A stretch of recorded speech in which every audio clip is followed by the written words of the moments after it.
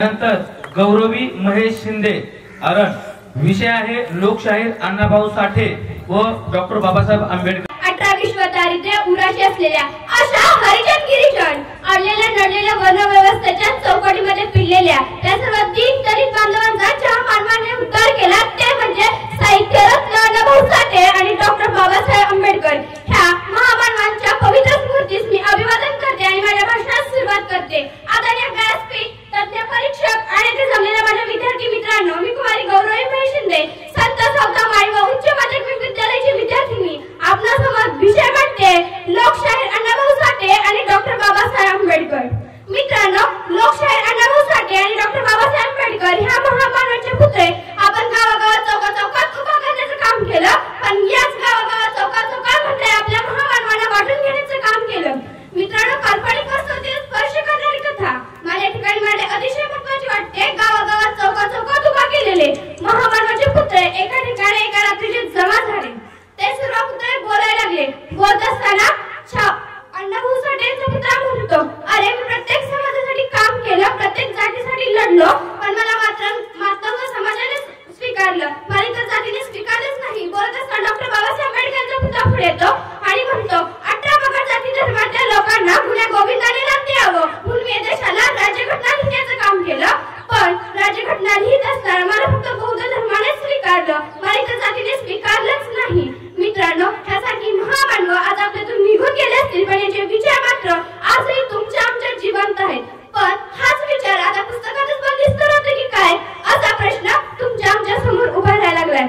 अमृताचं पान आहे, लेखणीचा मान आहे. अमृताचं पान आहे, लेखणीचा मान आहे. अण्णाभाऊ साठेंची लेखणी महाराष्ट्राची शान आहे. अण्णाभाऊ साठेंची लेखणी महाराष्ट्राची शान आहे. छत्रपती शिवाजी महाराजांचा पोवाडा रशियाच्या चौकात गाणारे साहित्यरत्न अण्णाभाऊ साठे आम्हाला दिसून येतात. मित्रांनो, साहित्यरत्न अण्णाभाऊ साठे ज्यावेळेस रशियामध्ये गेले, तिथल्या सभेमध्ये गेले, त्यावेळेस त्यांना एक प्रश्न विचारला होता, बाबा हो, कुठून आले तुम्ही? त्यावेळेस अण्णाभाऊ साठे म्हणतात, मी छत्रपती शिवाजी महाराजांच्या पदस्पर्शाने पावन झालेल्या भूमीतूनच म्हणजे महाराष्ट्रातून आलोय. त्यावेळेस सगळ्या टाळ्यांचा गडगड चालू होतो. डॉक्टर बाबासाहेब आंबेडकरांनी आपल्या या देशाला राज्यघटना लिहिली, पण राज्यघटना लिहित असताना सहज बाबांना विचारलं, बाबा हो, तुम्ही या देशाला राज्यघटना लिहिण्याचं काम केलं, पण राज्यघटना लिहित असताना तुम्हाला कधी कसली अडचण आली का? त्यावेळेस डॉक्टर बाबासाहेब आंबेडकर म्हणतात, मी राज्यघटना लिहित असताना मला कधीच कसलीच अडचण आली नाही, कारण माझ्या डोळ्यासमोर छत्रपती शिवाजी महाराजांचं रयतेचं राज्य आणि लोक प्रशासन माझ्या डोळ्यासमोर होतं, म्हणून राज्यघटना लिहित असताना मला कधीच कसलीच अडचण आली नाही. मित्रांनो, छत्रपती शिवाजी महाराज ज्यावेळेस डॉक्टर बाबासाहेब आंबेडकर छत्रपती शिवाजी महाराजांना गुरु मानत होते, त्यावेळेस डॉक्टर बाबासाहेब आंबेडकर पत्रलेखन करत असताना जय शिवराय म्हणायचे, मगच पत्रलेखन करायचे. ज्यावेळेस छत्रपती शिवाजी महाराजांचा राज्याभिषेक सोहळा रायगड या ठिकाणी संपन्न होत होता, त्यावेळेस त्या ठिकाणी त्यांचा अपमान झाला होता. याच अपमानाचा बदला घेण्यासाठी डॉक्टर बाबासाहेब आंबेडकर रायगडच्या पायथ्याशी मनुस्मृतीचं दहन करून त्याच अपमानाचा बदला पूर्ण करताना आम्हाला दिसून येत आहे. 1.5 दिवस शाळेत जाणारा मुलगा, 35 कादंबऱ्या, पोवाडे, कथासंग्रह, लोकनाट्य, लावणी यांची निर्मिती करतो.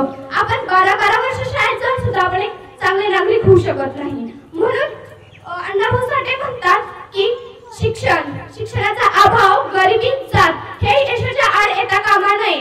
म्हणून आपल्या मनात जिद्द असेल, आत्मविश्वास असेल तर यश आपण नक्की जिंकू, असे अण्णाभाऊ साठे म्हणतात. मित्रांनो, डॉक्टर बाबासाहेब आंबेडकर शाळेच्या बाहेर राहून या देशाची राज्यघटना लिहिण्याचं काम करतात. म्हणजे आपण शाळेच्या आतमध्ये बसून आता आपण काय शिकतोय हेच त्या मुलांना माहित नाही.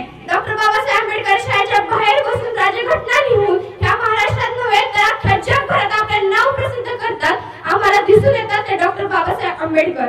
डॉक्टर बाबासाहेब आंबेडकरांनी म्हटले आहे की ज्यावेळेस तुम्ही गरिबीमध्ये शिकत असाल त्यावेळेस तुम्हाला यशाचं नक्कीच पहिलं पाऊल टाकताना आम्ही तुम्हाला दिसून येतात, तसंही तुम्ही यशाचं पहिलं पाऊल ज्यावेळेस टाकाल त्यावेळेस तुमचं पहिलं अपयश हे तुमच्या मनात जाऊन घुसेल. म्हणून अण्णाभाऊ साठे म्हणतात, जग बदल घालून घावं, जग बदल घालून घावं, घे भरारी. म्हणजेच अण्णाभाऊ साठे म्हणतात की जग बदला आणि तुमचं तिथं आत्मविश्वास बाळगा, त्यावेळेस यश तुम्हाला नक्कीच मिळून जाईल, यश तुम्हाला नक्कीच मिळून जाईल. म्हणून जाता जाता एवढेच म्हणते, अण्णाभाऊ साठे हे म्हणतात की ज्यावेळेस मी फकीर ही कादंबरी लिहिली, ह्या फकीर या कादंबरीवर आतापर्यंत महाराष्ट्रातील 3 कोटी लोकसंख्या PhD मिळवत आहेत. त्या फकीर या कादंबरीवर आज आपण म्हणतो की फकीर कादंबरी